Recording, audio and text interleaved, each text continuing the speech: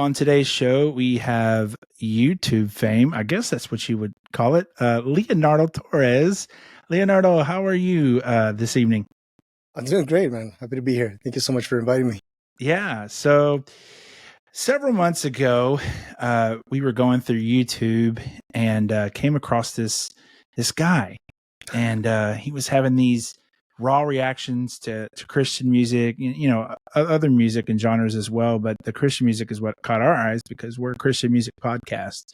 And so all of us were like, man, we got to have this guy on. And we didn't really know how to contact you. And it was just easy as emailing. And so Yeah, we just emailed and we were like, well, let's see what happens. And then you emailed us back. And so here we are. yeah, good. I'm happy to be here. It took a little bit of a while to get to this point. I've been waiting for this a whole month. We're finally Yeah. here. Yeah. So, man, you have a powerful testimony. Could you let's just start this interview off. Do you mind sharing that with us?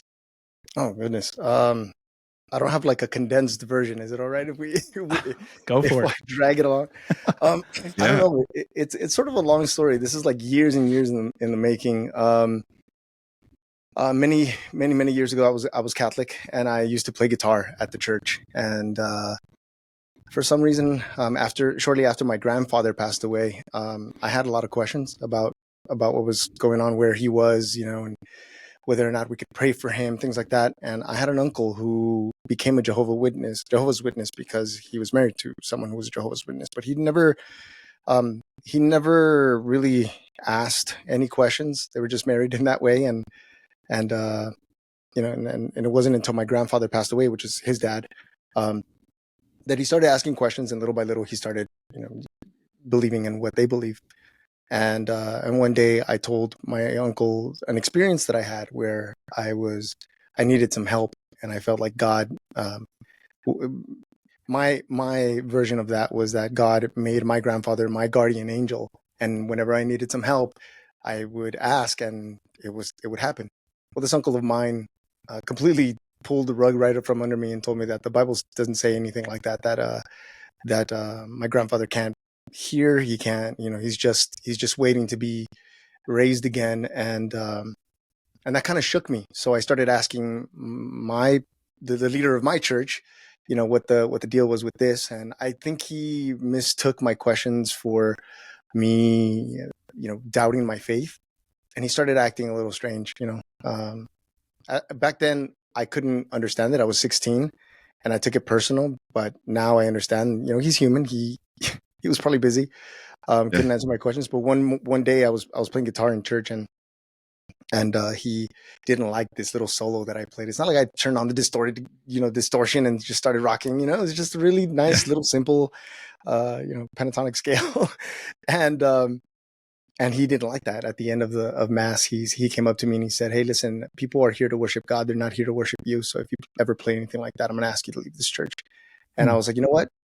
I'm out. So I decided that day that he wasn't a representative of God, that if he was, he was a poor representation. But then I started questioning God altogether. I was like, there is no God. There can't be, because how can there be when there's so many people just like believing different things? And for about 10 to 12 years, I was practicing atheist. I was out in the streets just itching to talk to, just, my ear was out, my ear was up. Anytime anyone was talking about God or something biblical, I was just there to just, be the opposing force. And it wasn't until one day I had a very, very personal experience.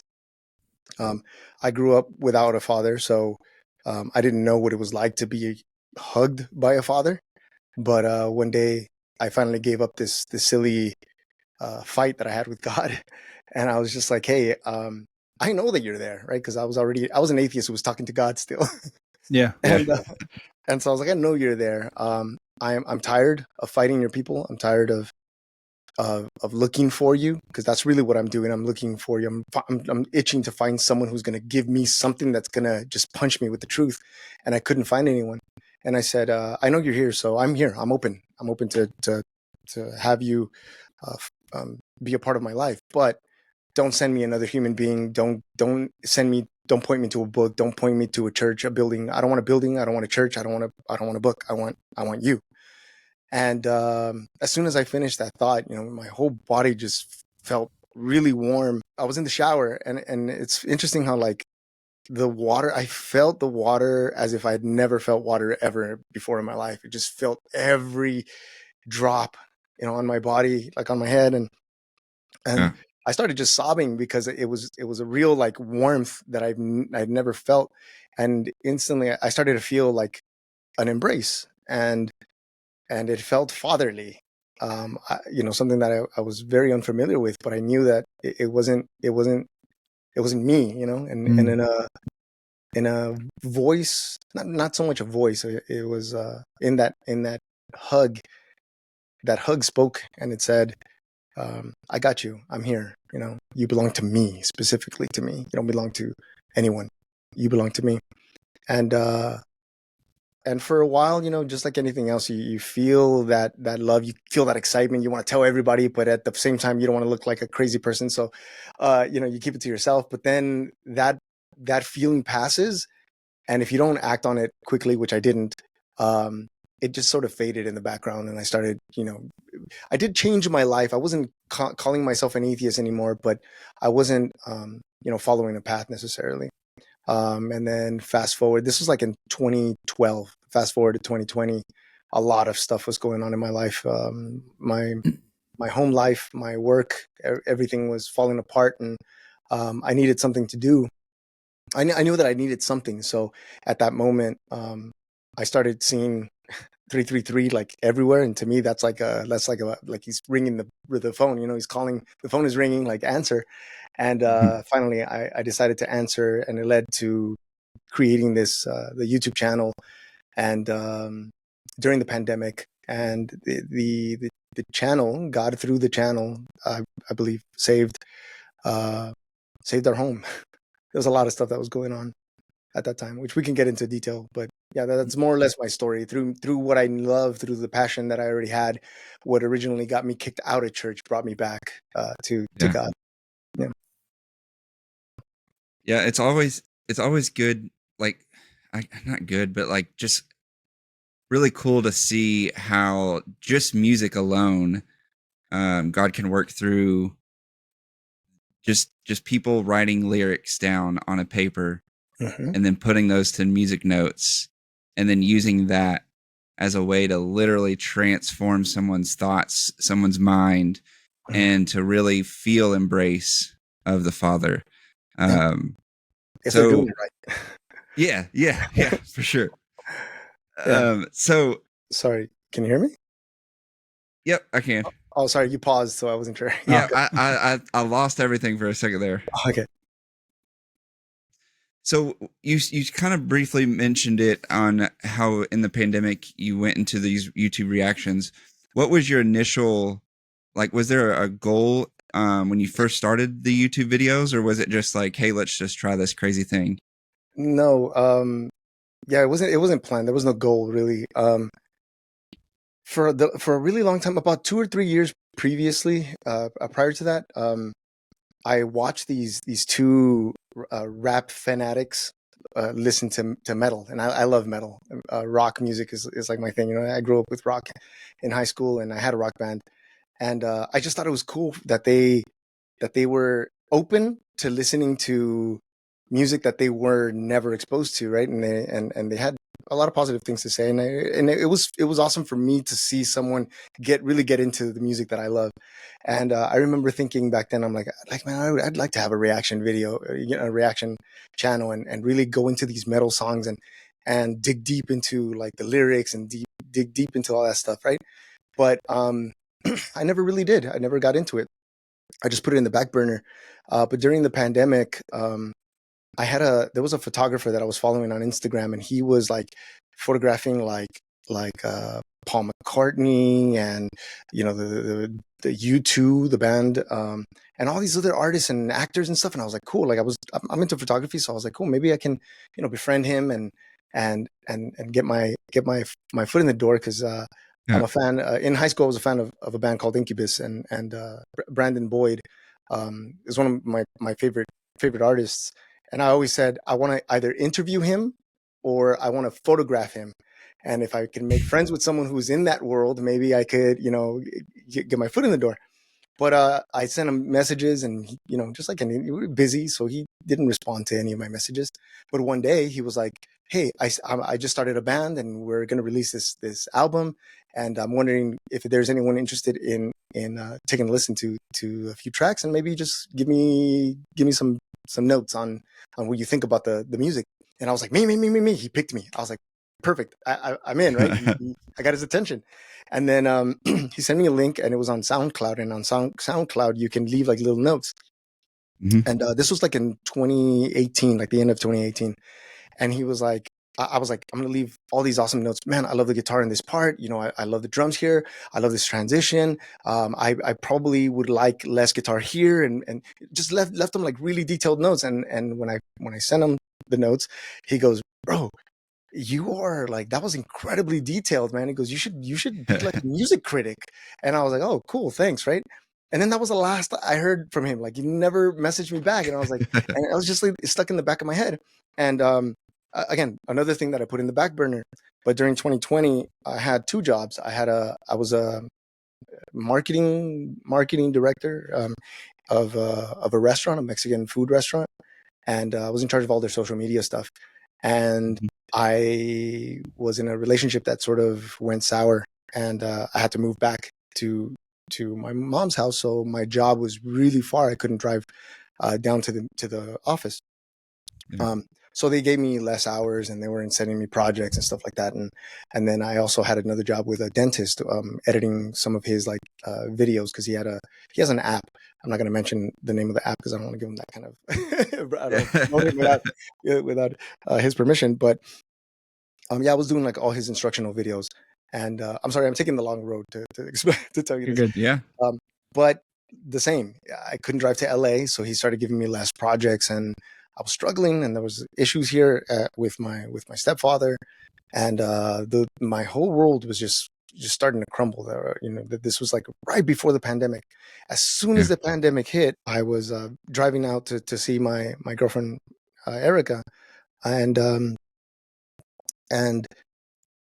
she's a Christian, so she was listening to music in the background, and and if we would like drive to dinner or something, she would play it in the background, and it was always just quiet in the background.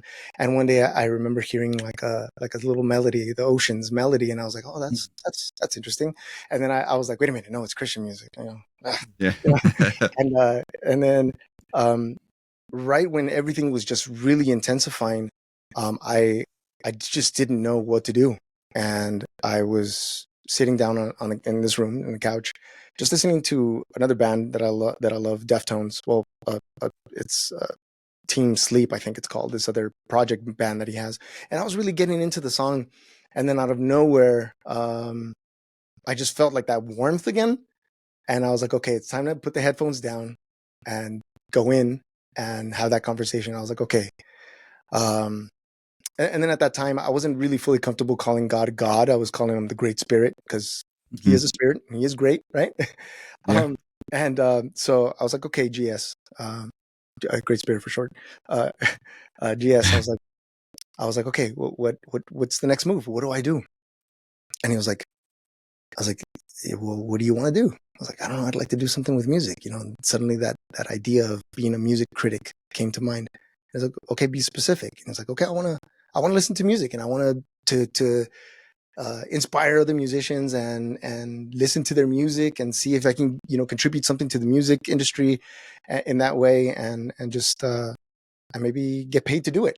And I was like, "Okay, well, you know how to edit videos. You're already a musician, so make a reaction channel." And I was like, "Reaction channel? But reacting to what?" And in that moment, Ocean started to play in my head, and I was like, "Christian music? Like, you want me to listen to Christian music? Me, the guy who doesn't even go to church. Like, you want me to listen to Christian music?" And it's like, "Yeah." And then, I fought it as much as I could. I was like, "Nah, but I don't know. I don't have lighting." "Oh, well, you have Walmart's there. You can get you could get a little temporary light, And I was like, okay, but I don't know. I've never done a reaction video, so how am I gonna? You know what? You're a good editor. You'll figure it out. And it was like everything that I fought against, there was a rebuttal that was like just pushing me to do it, and I was like, okay, fine. So the next day, I set up a light. I turned on Oceans for the first time, just wanting to listen to it, and I heard it all the way through. You can hear the awkwardness in my voice. You can hear like the uncomfortable of like, oh, is this thing gonna convert me? Or what's it gonna do? Yeah. And and no, it was actually surprisingly better, a lot better than I thought it was gonna be. And then from there, another song was suggested, and then another, and then another, and then another, until eventually we got to that one song that just changed the channel completely, followed by a series of other things that fixed the issues that we were having here at home. And yeah, God saved another atheist or another non-Christian. Yeah. Leonardo, two songs that, man, we've watched. Well, one in particular we've watched several times, and whenever I get a chance, I like to show other people your reaction. And in this other song by the same artist, you reacted to it not too long ago, but Cory Asbury's "Reckless Love." Your reaction is just like, wow, and you were crying in it, and I'm like, found myself crying in it. And then our friends up in Indiana, we around Christmas, we have Christmas with them every year, and they were telling me, have you ever seen this guy Leonardo? He yes, I've seen him. And then they showed me the Reckless Love, and then here I am again on Christmas just crying, and then I was like, you all have to see his Kind reaction. It's amazing. And we watched that, Cory Asbury's Kind. Yeah. And so, man, those two songs, your reactions to those, and the reason, and your in-depth commentary on these songs is so beautiful. Thank you. Yeah, Reckless Love has been like the biggest song on the channel, and also the most, the one that I defend the most, because I've gotten a lot of comments of people who just don't understand it, and I defend it so much because of the backstory too, not just of the song, of the reaction, but the way that Cory stepped up for someone who he didn't have to.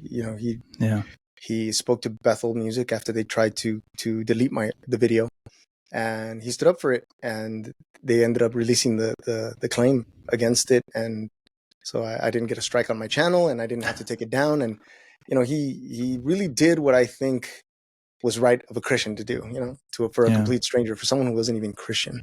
So yeah, that song. And that was my next question. Have you had several artists reach out to you and comment on your videos? Yeah, from time to time there are. I knew that Matthew West was one that reached out as well. He said he was moved. He shared the video of Truth Be Told. Mm-hmm. The guys from oh goodness, I forget their name. They sing Caroline. It's like a rock band. Oh, Seventh Day Slumber. Seventh Day Slumber. Thank you so much. Yeah. Yes. I was supposed to meet with them and have a podcast, but life. Yeah. In the way around that time, that's when my father passed away, and so I've been a little bit hidden since, just a little bit. Yeah. So you kind of mentioned it with Incubus and Brandon Boyd, but what would you say your top 5 artists would be? And it doesn't have to be Christian, but just your top 5. Top 5. Okay. I listen to a lot of world music too, and Spanish music. Growing up, when I first learned how to play guitar, my grandfather taught me in Mexico. There's a gentleman who sings like romantic love songs. His name is Julio Jaramillo. He's from Ecuador. That was one.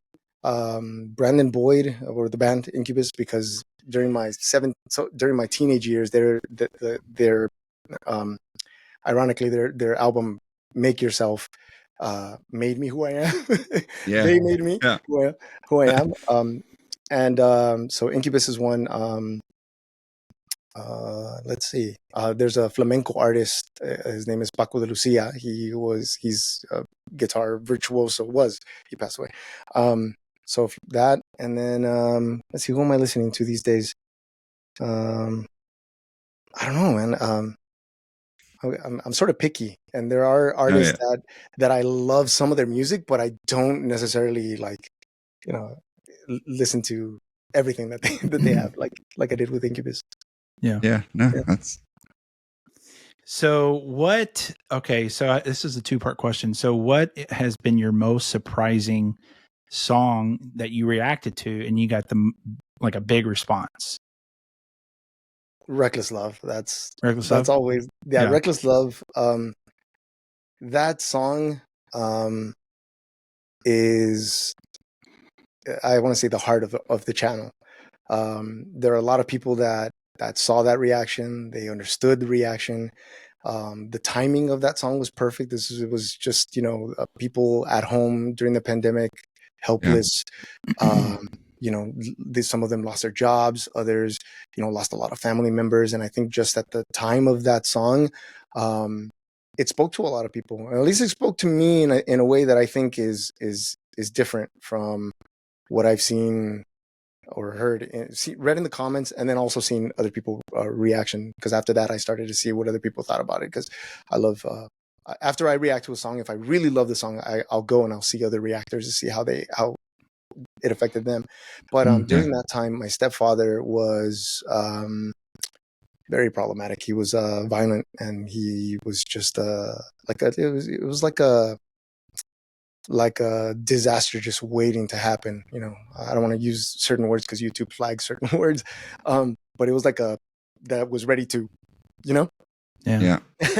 And so at the time, I felt like I was in a place in my life that God couldn't reach. I was in a place where I had just gone so far down and up a mountain that was way really high, down, past a bunch of walls that were impenetrable. And then along comes this song, and it's like, there's no wall you won't break down, no mountain you won't climb up, just like coming after me. And and then in his description of God's love being reckless, I totally understood that. And it's surprising to me that so many people just don't get that, because they hear the word reckless and they hear the human, our human definition of it. And yes, we do things recklessly, because when we go for something that we want, we do it selfishly. We go after it recklessly. We don't care about how it's going to affect others. We don't care about the consequences it's going to have against others. But when God moves, he moves in a different spirit. I feel like if he goes after something, he doesn't care what consequences it has on him. He doesn't think twice about how it's going to affect him. He just goes for it. And I understood that. I'm like, okay, yeah, I see that.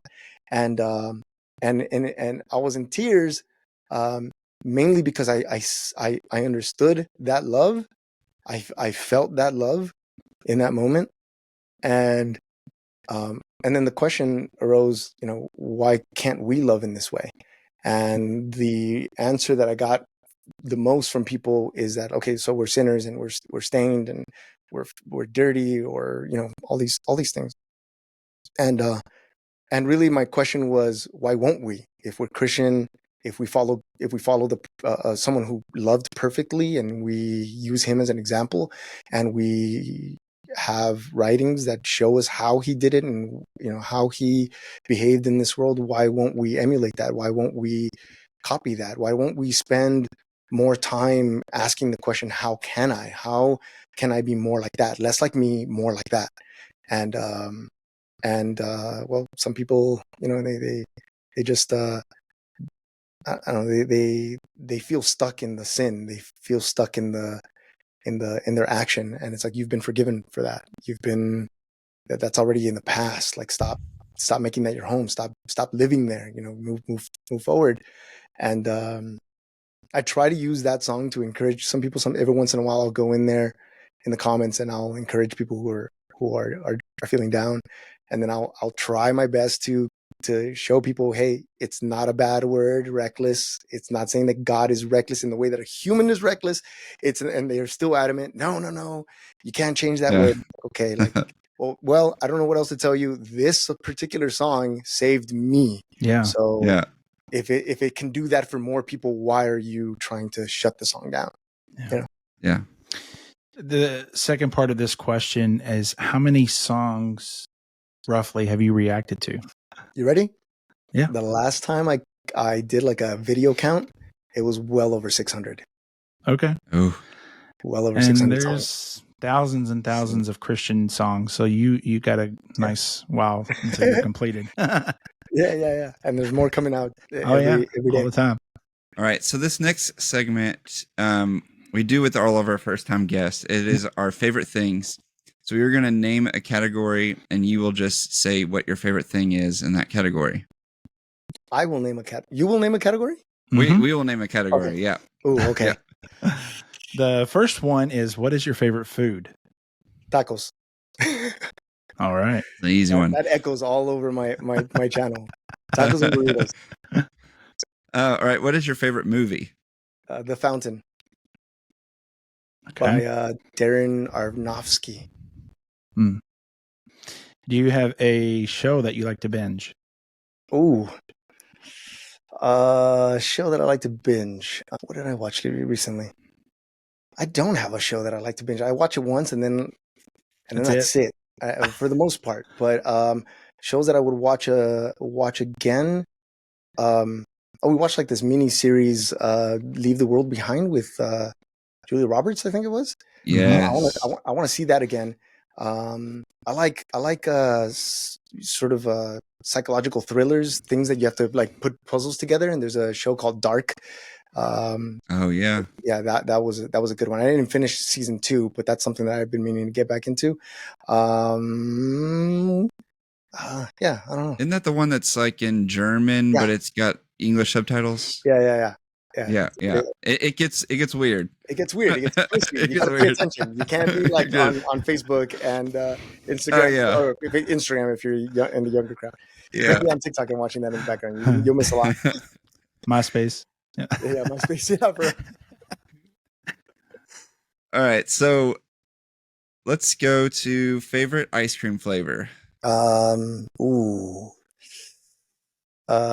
In its raw form, probably like the rainbow sherbet.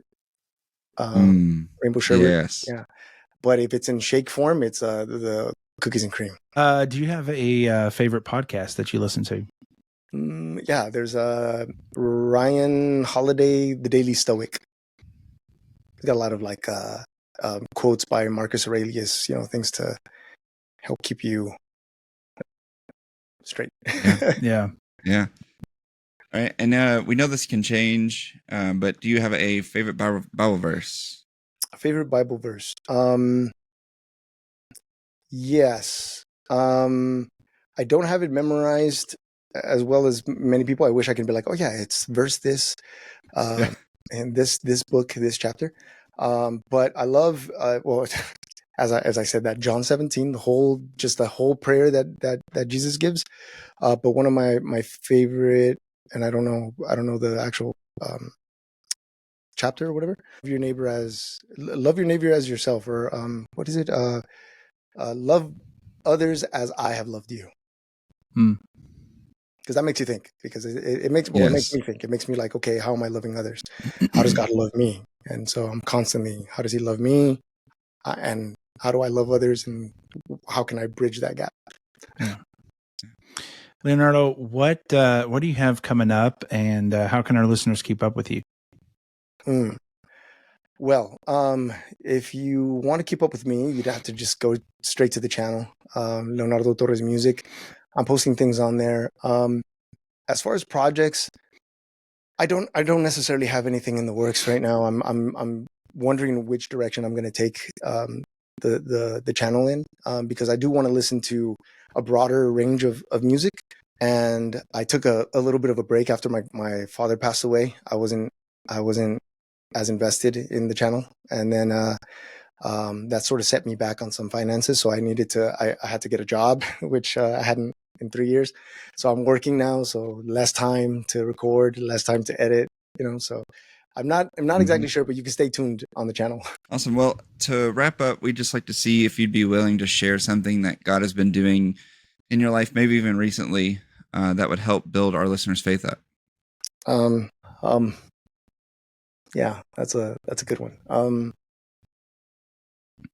Well, after my father recently passed away, and it was unexpected, and that came with a lot of emotions. And I realized that um, the the quick way to grieve, which I do recommend that people try to grieve as quickly as possible. It sounds scary because a lot of people think, okay, you're just rushing through it and you're forgetting the person, or there might be all these negative, feelings attached to it. But the grieving process it can be really lengthy. It was for when my grandfather passed away, but I learned that the quickest way to get through it is to be grateful for that person being in your life in the way that they were. Gratitude is huge.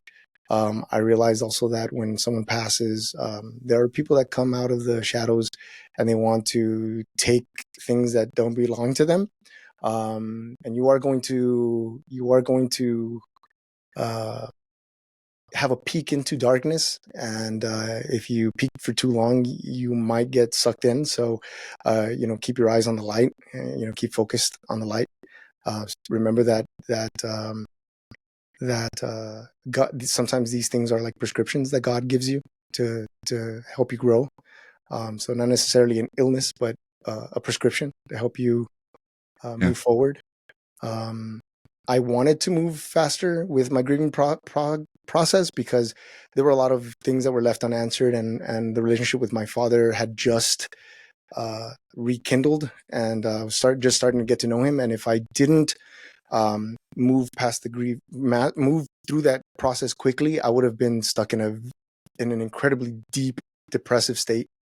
And I just kept reminding myself that I wasn't walking it alone, even though it did feel alone, even though people, try to help you feel better, or they'll try to tell you, like, oh, he was a great man, or he was this. Like, none of that really hits you. It is a path, it is a road you have to go down yourself. But if you remember that you don't necessarily go through it alone, you go through it with God. If you trust God, um, I think of things in terms of doors. So I always say God will open another door.